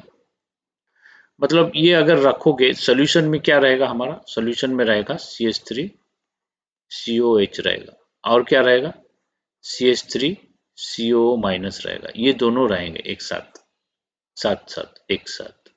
ओके, तो ये अगर रहेंगे तो अभी हम लोग क्या कर सकते हैं, इसमें अगर H प्लस ऐड करोगे, H प्लस, तो H प्लस ऐड करने से H प्लस क्या करेगा, ये सॉल्ट से रिएक्ट करके एसिड बना लेगा, तो जो H प्लस ऐड करोगे वो कंप्लीटली कंज्यूम हो जाएगा। ठीक है, तो H प्लस एसिटेट आयन से रिएक्ट करके एसिड बना देगा, मतलब सॉल्ट का कॉन्सेंट्रेशन थोड़ा कम कर देगा और एसिड का कॉन्सेंट्रेशन बढ़ा देगा, ऐसे CH3CO minus plus H plus, ये देगा CH3COH, ऐसे देगा। तो कोई भी H प्लस ऐड करोगे वो रहेगा नहीं, बचेगा ही नहीं। अगर वो बचेगा, बच के रहेगा, तो वो क्या करेगा, वो पीएच को ज्यादा चेंजेस कराएगा। अगर वो कंज्यूम हो गया, कंप्लीटली रिएक्ट कर लिया, तो पीएच को ज्यादा चेंजेस नहीं कराएगा। ये कंप्लीटली रिएक्ट क्यों करेगा, क्योंकि ये जो रिएक्शन का इक्विलिब्रियम कांस्टेंट होता है 10⁻⁵, क्योंकि इसका रिवर्स का इक्विलिब्रियम कांस्टेंट 10⁻⁵ होता है, डिसोसिएशन ऑफ वीक एसिड, हम लोग देखे हैं ना पहले, तो ये पहले से देखे थे ना, याद है, CH3COH on dissociation gives you CH3CO minus plus H plus, ये हम लोग देखे थे, K is equal to 1.8 into 10⁻⁵, ये देखे थे हम। अब रिवर्स रिएक्शन कंप्लीट है, फॉरवर्ड रिएक्शन इक्विलिब्रियम होगा 10⁻⁵, तो रिवर्स रिएक्शन 10⁻⁵, ये रिएक्शन पूरा कंप्लीट, मतलब H प्लस पूरा खत्म हो गया, बचा नहीं। अगर H प्लस बचेगा तभी तो पीएच चेंज कराएगा, इसमें पीएच चेंज नहीं होगा। Is this clear?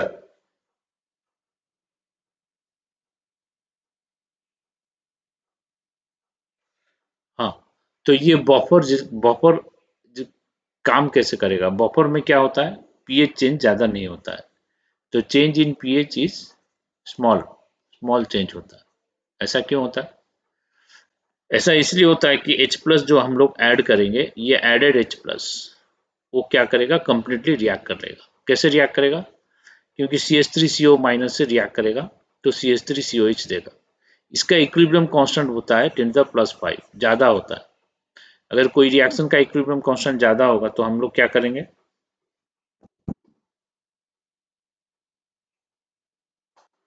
Equilibrium constant ज्यादा होगा तो हम लोग बोलेंगे कि रिएक्शन इज ऑलमोस्ट कंप्लीट, तो H plus is totally consumed.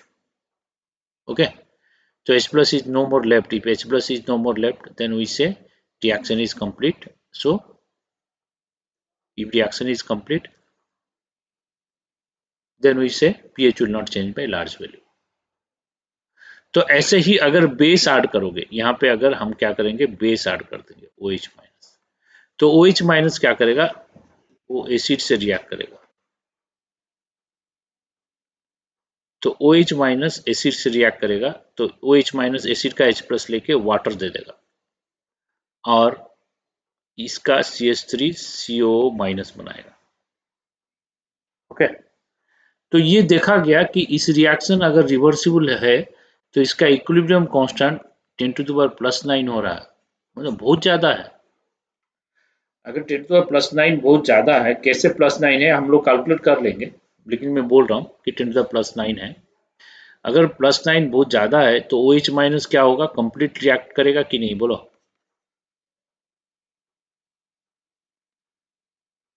OH minus complete react करेगा, कंप्लीट कंजप्शन, जो भी OH माइनस ऐड करेंगे वो पूरा का पूरा कंज्यूम हो जाएगा। पूरा कंज्यूम होगा तो pH ज्यादा चेंज नहीं कराएगा। तो अगर OH माइनस हम ऐड करेंगे तो ये रिएक्शन नीचे की ओर जाएगा। OH माइनस ऐड करने से रिएक्शन नीचे की ओर जाएगा, मतलब एसिड कम हो जाएगा और सॉल्ट बढ़ जाएगा, pH में ज्यादा चेंजेस नहीं आएगा। ठीक है, तो change in pH will be small. Why? Because added H plus and OH minus are completely consumed.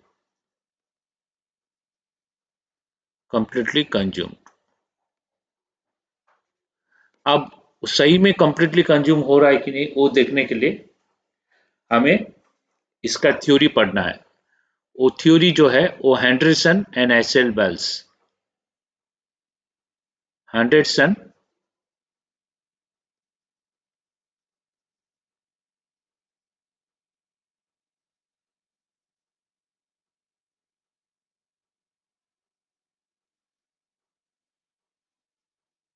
Henderson ने इसमें स्टडी किए और हेंडरसन एसएल बेल्स इक्वेशन एक दिए वो बफर सॉल्यूशन के लिए।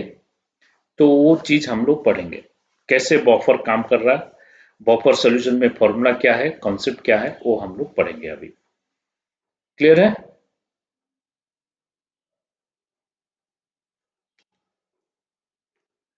तो नेक्स्ट देखो,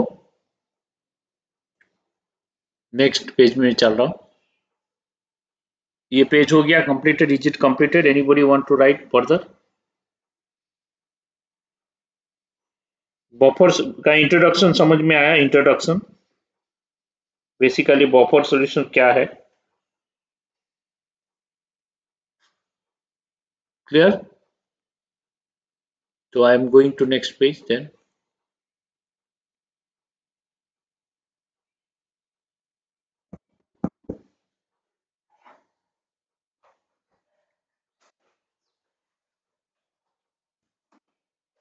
तो नेक्स्ट है बफर का थ्योरी, देखते हैं क्या है। तो सपोज हम लोग ले लिए CH3COH, ये वीक एसिड है, ये कंप्लीट डिसोसिएट नहीं होगा, CH3CO माइनस होगा और Na प्लस होगा।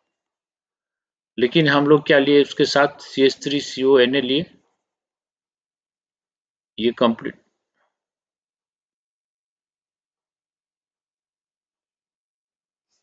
Now see, suppose acidic buffer है, तो कुछ एसिडिक बफर में क्या होता है कि वीक एसिड रहता है, CH3COH ले लेगा, तो वीक एसिड डिसोसिएट होता है, कंप्लीट आयोनाइज नहीं होता है, कंप्लीट डिसोसिएशन नहीं होगा, तो alpha is less than 1, this alpha is less than 1।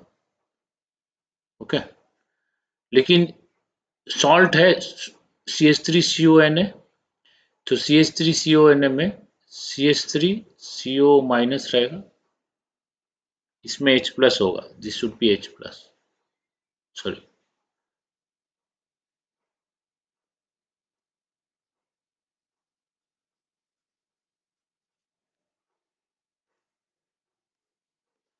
This should be H plus. CH3COH क्या करेगा, CH3CO माइनस H प्लस देगा, CH3CO माइनस H प्लस जो है अल्फा लेस देन 1 होगा, alpha very much less than 1 होगा। तो CH3CO ने क्या करेगा, CH3CO minus plus Na plus देगा। दिस इज सॉल्ट है, ये स्ट्रॉन्ग इलेक्ट्रोलाइट है, इसका अल्फा होगा इक्वल टू 1। तो इसका अल्फा इक्वल टू 1 है, कंप्लीट आयनाइजेशन। और यहाँ पे क्या हो रहा है, एक चीज हो रहा है, वो है कॉमन आयन इफेक्ट। याद है कॉमन आयन इफेक्ट? तो कॉमन आयन इफेक्ट से क्या होता है, इसका अल्फा सप्रेस होता है, इसका अल्फा सप्रेस होगा और कम हो जाएगा। तो कॉमन आयन इफेक्ट से इसका अल्फा कम हो जाएगा। ठीक है, तो हम लोग क्या लिख सकते हैं, हम लोग ये लिख सकते हैं CH3CO माइनस जो टोटल है is equal to CH3CO minus from salt plus CH3CO minus from acid. ये हम लोग लिख सकते हैं। सॉल्ट से CH3CO माइनस आ रहा है, एसिड से CH3CO माइनस आ रहा है, दोनों से आ रहा है। लेकिन एसिड से जो आएगा वो नेग्लिजिबली स्मॉल होगा compare to CH3CO minus from salt. This is negligible, ये कम होगा और ये ज्यादा होगा, दिस इज कंपेरेटिवली मोर। तो CH3CO माइनस जो है total is equal to CH3CO minus salt. हम लोग अप्रोक्सीमेटली यही बोल सकते हैं, ये major contribution. Is it clear? तो CH3CO माइनस टोटल को सॉल्ट से ले सकते हैं, ये नेग्लिजिबल स्मॉल, इसको इग्नोर कर सकते हैं। ओके, क्योंकि कॉमन आयन इफेक्ट से इसका अल्फा और कम हो जाता है। Is it clear? समझ में आया?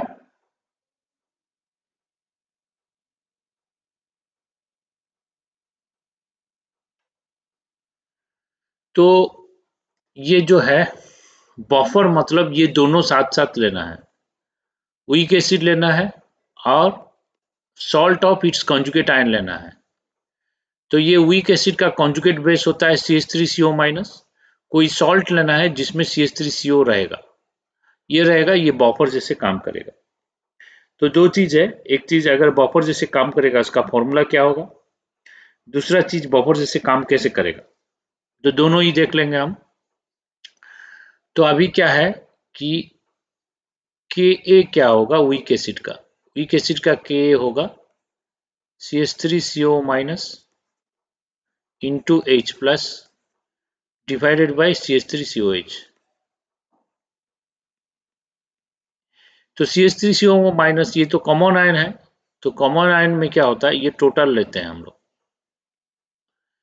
क्योंकि ये तो साइमल्टेनियस इक्विलिब्रियम है, तो साइमल्टेनियस इक्विलिब्रियम में CH3CO माइनस टोटल ही लेंगे।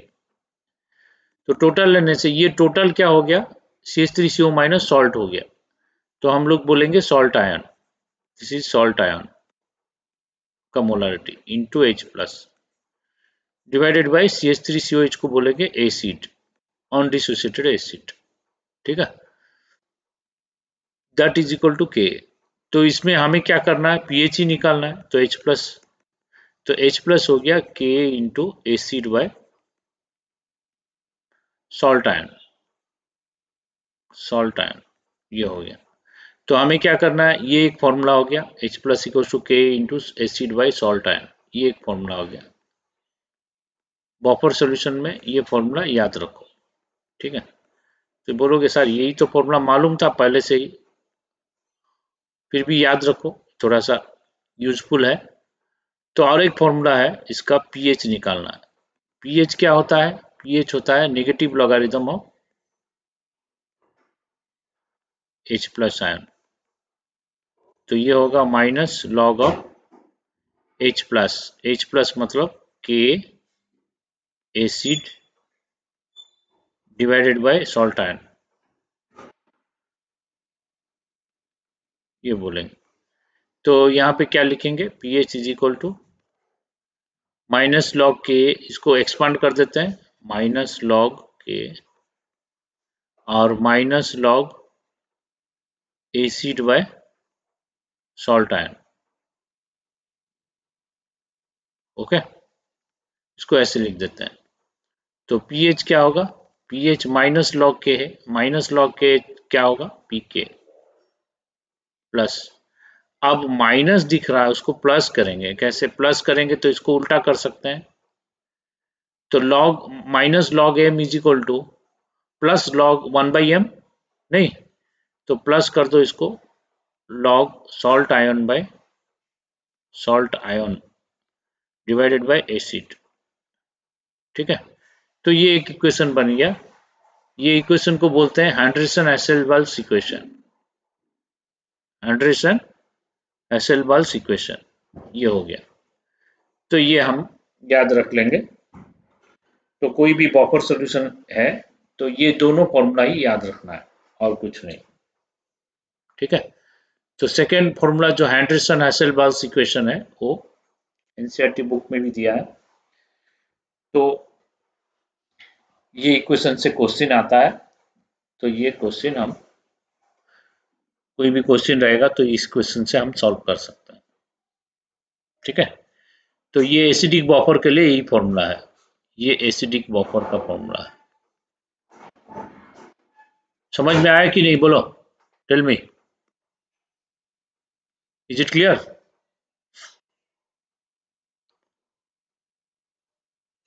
तो ये फॉर्मूला याद रख लो, इजी है, इसको ज्यादा मुश्किल वाला फॉर्मूला नहीं है। PH equal to pK plus log salt ion by acid, that's all. Okay, अब हम लोग देखते हैं कि बफर एक्शन कैसे काम करेगा। ओके, तो मैं नेक्स्ट पेज में चलूं कि कुछ लिख बच गया है, एनीथिंग लेफ्ट? तो नोट कर लो अगर लिखना है।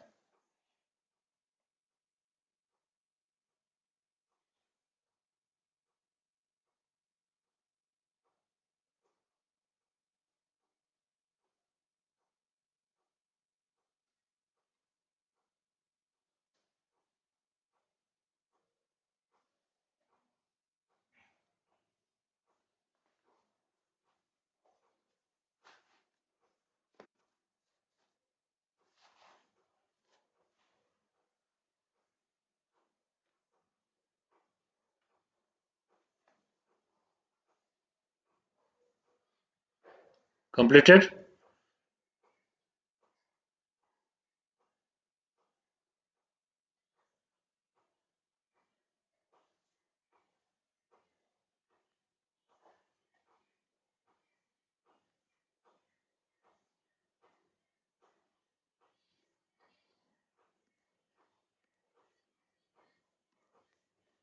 Next is buffer action.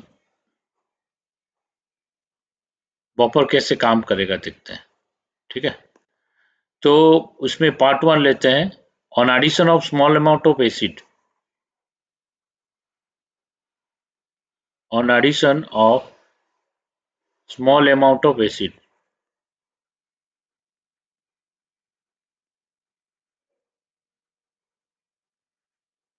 तो अगर small amount of acid add करेंगे तो क्या होगा, तो हमारा सोल्यूशन कैसा है, CH3COH ऐसा है, CH3CO minus plus H plus, और CH3CO Na लिए थे, ये क्या दिया, CH3CO minus plus Na plus. Okay, तो ये दोनों रहेगा एक साथ। तो small amount of H plus add करेंगे, H प्लस हम ले लिए ऐड किए, H प्लस से 10⁻⁻² या -3 ऐड किए। तो ये क्या करेगा, H प्लस किससे रिएक्ट करेगा, H प्लस ऐड करने से CH3CO माइनस से रिएक्ट करेगा, CH3CO माइनस। तो रिएक्ट करने से क्या देगा, CH3COH देगा। ठीक है, ये देगा। तो ये क्या था, ये पहले सॉल्ट था। ओके, ये पहले एसिड था। तो 10⁻³ ऐड करेंगे तो इसका इक्विलिब्रियम कांस्टेंट आ रहा K इनवर्स, मतलब 10⁻+5, इसका equilibrium constant dissociation of weak acid का इनवर्स है, क्योंकि उल्टा है ना, डिसोसिएशन ऑफ वीक एसिड का उल्टा है, तो अराउंड 10⁻+5। तो वी से the reaction is complete reaction होगा। तो कंप्लीट रिएक्शन होगा तो ये तो कम है, ये लिमिटिंग रिएजेंट होगा क्योंकि हम तो स्मॉल अमाउंट ऐड कर रहे हैं ना, तो लिमिटिंग रिएजेंट है, तो इसको इसका जीरो हो जाएगा, इसको जीरो होगा तो ये माइनस 10⁻³ कर दो, ये कंप्लीट हो गया ना, तो ये होगा -10⁻³, ये +10⁻³, मतलब क्या हो गया, ये जीरो हो गया, ये सॉल्ट -10⁻³, ये हो गया एसिड +10⁻³। तो न्यू पीएच क्या होगा? अब पीएच तो पहले क्या था, पहले पीएच लिख देते हैं, पहले पीएच था pK plus log salt by acid, यही था। ओके, यही था। अब न्यू पीएच क्या होगा? न्यू पीएच थोड़ा बहुत सॉल्ट और एसिड चेंज हो गया, तो न्यू पीएच होगा pK plus log salt -10⁻³ divided by acid +10⁻³, मतलब पीएच कम होगा, न्यूमिनेटर कम हो रहा है तो पीएच कम होगा। ठीक है, तो चेंज थोड़ा सा होगा, ऐसा नहीं कि चेंज नहीं होगा, लेकिन नेग्लिजिबली स्मॉल चेंज होगा।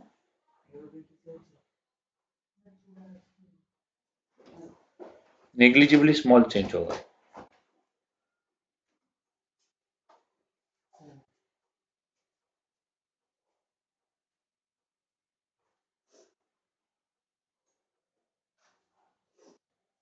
ओके, तो कितना चेंज हुआ? चेंज इन पीएच देखते हैं, change in pH.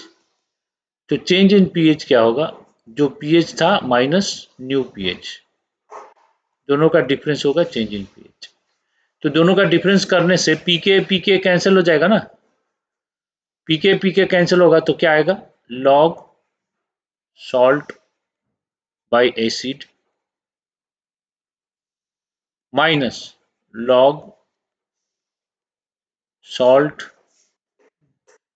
-10⁻³ divided by acid +10⁻³। Clear है? बोलो सही है कि नहीं? जो थोड़ा सा चेंज होगा। तो सेकेंड में देखते हैं, on addition of small amount of base, small amount of base, अगर बेस ऐड कर दिए तो क्या होगा? On addition of small amount of base, तो OH माइनस ऐड करेंगे, यहाँ पे OH माइनस किससे रिएक्ट करेगा? OH माइनस एसिड से रिएक्ट करेगा, CH3 COH से रिएक्ट करेगा, क्योंकि इसमें एसिड और सॉल्ट दो है ना, तो एसिड से रिएक्ट करेगा, तो ये OH माइनस यहाँ से H+ ले लेगा, यहाँ से H+ लेगा तो OH माइनस यहाँ से H+ लिया तो क्या देगा? वाटर, और CH3CO माइनस बचेगा। ठीक है, तो ये जो रिएक्शन हो रहा, इस रिएक्शन का इक्विलिब्रियम कांस्टेंट देखते हैं क्या है। इक्विलिब्रियम कांस्टेंट है water CH3CO minus divided by OH minus and CH3COH, ऐसा है। अब क्या करो, इसमें H+ मल्टीप्लाई और H+ डिवाइड कर लो, तो H+ मल्टीप्लाई H+ डिवाइड करने से ये जो चीज है हमारा, ये वाला चीज H+ CH3CO minus by CH3COH, ये वाला चीज हो गया K, ये हो गया K, और ये जो OH minus H+ by water, ये हो गया KW, K by KW। K क्या होता है, कितना होता है? 10⁻⁵। KW कितना होता है? 10⁻14। तो कितना हो गया? 10⁻9। हुआ कि नहीं? बोलो, टेल मी।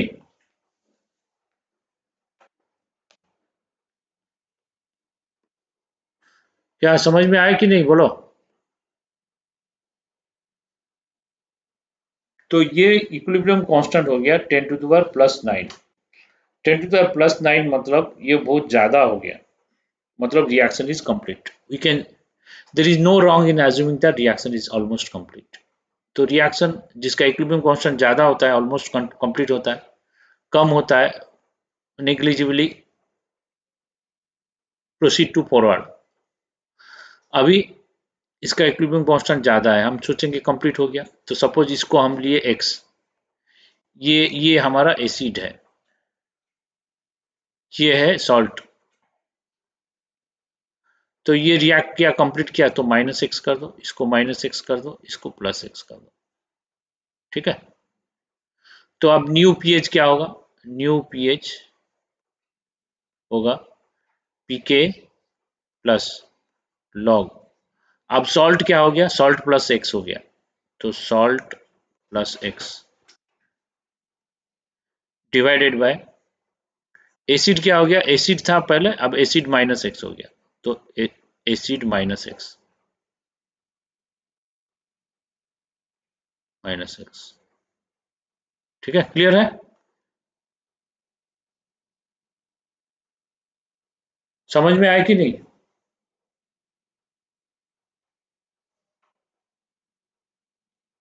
तो अगर स्मॉल अमाउंट ऑफ बेस हम लोग ऐड करते हैं तो पीएच जो है एक्स तो पॉजिटिव होगा, तो पीएच बढ़ जाएगा। एसिड ऐड करते हैं तो एसिड ऐड करने से न्यू पीएच कितना हो रहा है, इतना हो रहा है। यहाँ पे एक्स की जगह मैंने 10⁻³ लिया है। यहाँ पे न्यू पीएच नीचे लिखा है, स्पेस कम है तो इसलिए मैं यहाँ पे लिखा हूँ, इसको नोट कर लो, ये न्यू पीएच। ठीक है। तो पीएच बढ़ जाएगा, अगर बेस ऐड करेंगे तो पीएच बढ़ेगा, और एसिड ऐड करने से पीएच कम होगा, लेकिन नेग्लिजिबली स्मॉल कम होगा, इतना ज्यादा चेंजेस नहीं होगा। क्यों चेंज नहीं होगा, क्योंकि जो एसिड जो बेस ऐड करोगे तो पूरा का पूरा रिएक्ट कर लेगा, तो कैसे चेंज होगा। क्लियर है। तो इसमें जो फॉर्मूला मैंने बताया था हेंडरसन इक्वेशन, वो वाला याद कर लो बस। ठीक है। तो वो वाला याद करने से कोई भी क्वेश्चन आएगा तो कर सकते हो, कोई प्रॉब्लम नहीं है। ठीक है, क्लियर है।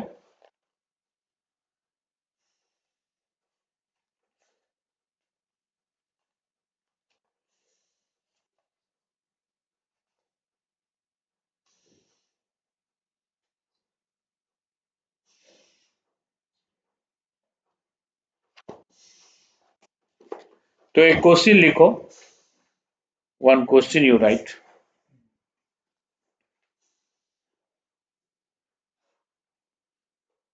तो should I go to next page, ये कंप्लीट कर लिए, everybody completed.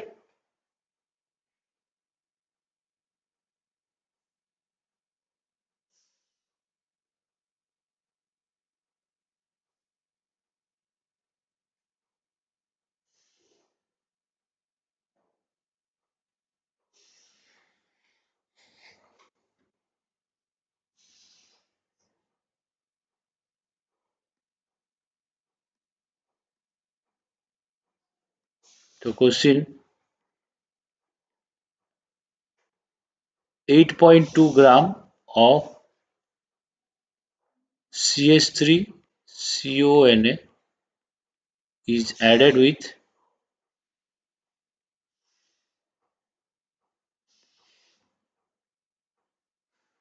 3.0 gram of CH3CONA, CH3COH,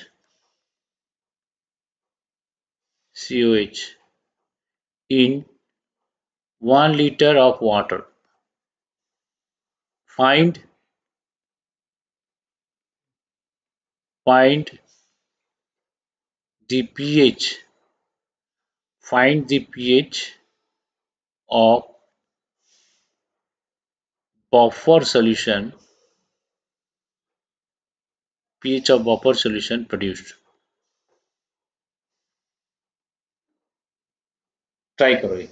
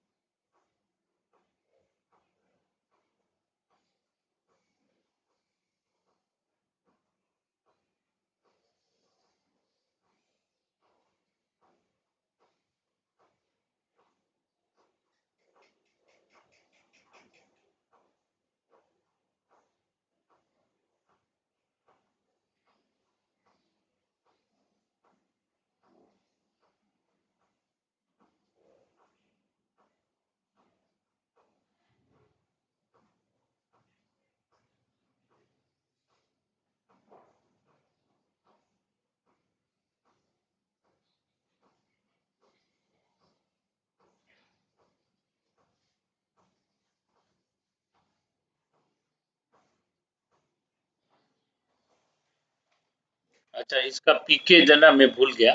PK is equal to 4 ये तो पिछला क्वेश्चन में सेम था। 4.74 ले लो। पीके इज 4.7। ओके, तो आप बताओ क्या होगा आंसर। एस एस, देखते हैं। तो इसमें क्या है कि 8.2 ग्राम 8.2 ग्राम CH3CONA 1 लीटर में ऐड किए, तो मोलारिटी ऑफ CH3CONA, मोलारिटी का फॉर्मूला क्या होता है? तो mass of CH3NO added by gram molecular mass, okay, into 1 by volume in litre, यही होता है। तो इसका मास कितना दिए? 8.2। इसका ग्राम मोलिकुलर मास अगर निकालोगे 82 होगा, इंटू 1/1, तो ये हो गया 0.1। ठीक है, तो इसके बाद CH3COH होगा। CH3COH कितना होगा? इसका भी mass by gram molecular mass into into 1/वॉल्यूम इन लीटर। ठीक है, तो इसका मास कितना है? 3 ग्राम। इसका ग्राम मोलिकुलर मास होता है 60। 1/वॉल्यूम इन लीटर कितना होता है? 1। तो 3/60 कितना हो गया? 0.05। क्लियर है? यहाँ तक किए सब लोग? पहले दोनों का मोलारिटी निकाल दो। अब पीएच कितना होगा पूछ रहा है। पीएच का हंड्रेडसन फॉर्मूला है, pH equal to pK plus log salt ion by acid, यही है ना? पीके कितना है? 4.74। लॉग सॉल्ट आयन कितना है? सॉल्ट जितना होगा सॉल्ट आयन उतना होगा 0.1 बाई एसिड, एसिड कितना होगा? 0.05, है कि नहीं?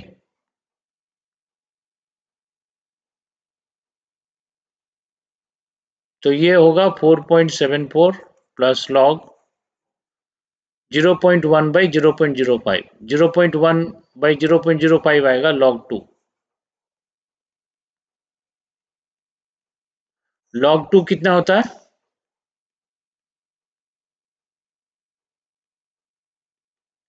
0.301 होता है, नहीं?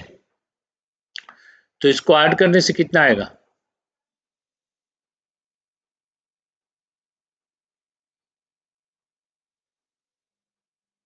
5.041 आएगा। ठीक है,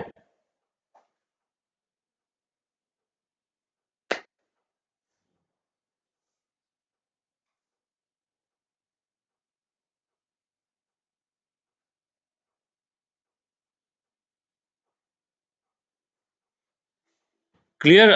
इज इट क्लियर?